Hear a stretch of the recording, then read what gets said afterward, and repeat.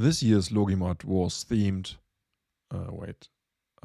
shaping change together, sustainability, AI, ergonomics.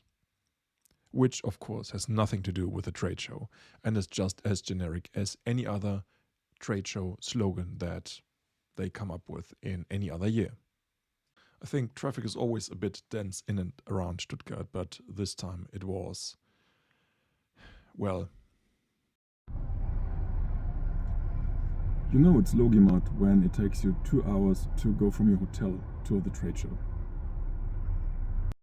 I hope not too many people missed their flight who wanted to fly from Stuttgart Airport.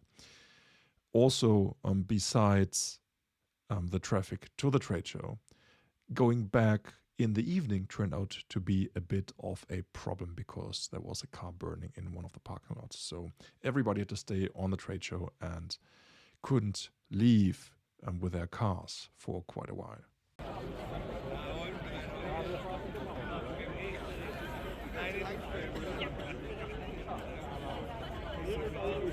So a great start into a week with a lot of driving.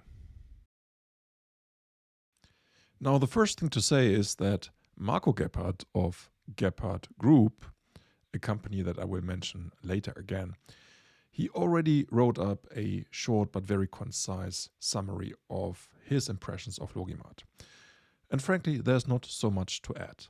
So in this video, I will just explain my perspective on some of the points that he already mentioned. In the AGV domain, I noticed that a couple of companies seem to like the Argilox One product quite a bit. So they brought their own version of it to the market, like Gebhardt, for instance. And besides that, every other booth was showing some kind of platform AGV. And I believe that by now, it's almost impossible to differentiate yourself in terms of hardware, because these products are all basically the same. Which means that software and integration are the two areas that customers will have to pay most attention to. Now, neither of these two areas is visible or tangible at a trade show, so that makes it a bit hard. And I suspect that the company with the biggest marketing budget will probably prevail. And also software and integration have been the most important pain points for AGVs in the past. I mean, we've basically figured out the hardware, but software is a disaster, not only for AGVs, but in our industry in general.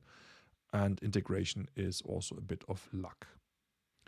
In terms of storage systems, the usual suspects, they presented their current lineup. Compared to previous years, you could see that fewer companies have actually presented a physical version of their product, especially for traditional technologies, like suppliers of shuttle systems, for instance.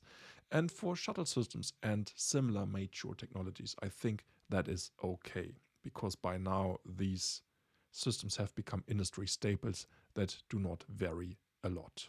When it comes to cube storage, one thing worth mentioning is that Jungheinrich seems to be pushing their Power Cube system quite a bit, as you can tell from the size of their booth. Also, Gridstore was there with a small booth. They just showed one robot. And Volume Lagersysteme was also there. And this was their second year at LogiMAT. And they showcased two different variants of their system Dive. Now, before I went to LogiMAT, I said I didn't expect any groundbreaking innovation. I didn't think I would see anything really new. Now, by and large, that prediction, that assumption was probably correct. There was one system, though, that was a bit out of the ordinary, and that was Gebhardt's Instapick that was shown in Hall 5. Instapick is an interesting hybrid of ideas of the traditional stacker crane world and the cube storage world.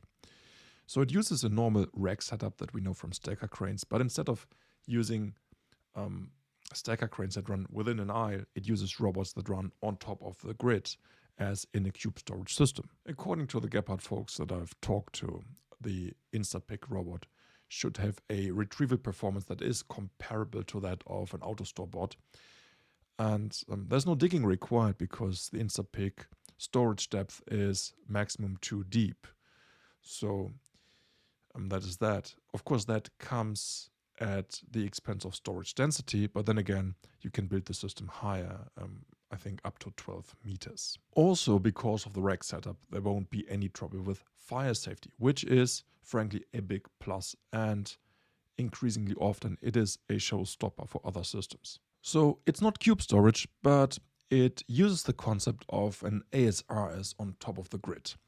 So it comes with full roaming, but without the time-consuming and expensive change of aisles or levels as we had it with roaming shuttles in the past. Actually, I believe the Instapick system is more similar to Exotec than it is to the AutoStore system. The difference to Exotec is that the ASRS stays in the storage block. It doesn't leave the storage block, which I think is not a bad idea, because one of the things that drive the cost of Exotec, sometimes for no good reason, is the fact that the bots, which are expensive and complicated, they are also used as a transportation system where a simple conveyor would also do the job. It will be necessary to foresee enough handover locations between the ASRS and the conveyor system to make sure that the total changeover doesn't become the bottleneck process in the system. But all in all, I would say it's an interesting complement to the range of GTP systems that we have on the market. So that's what I have to say about LogiMAT. It was great. I had lots of fun. See you around. Until next time. Bye-bye.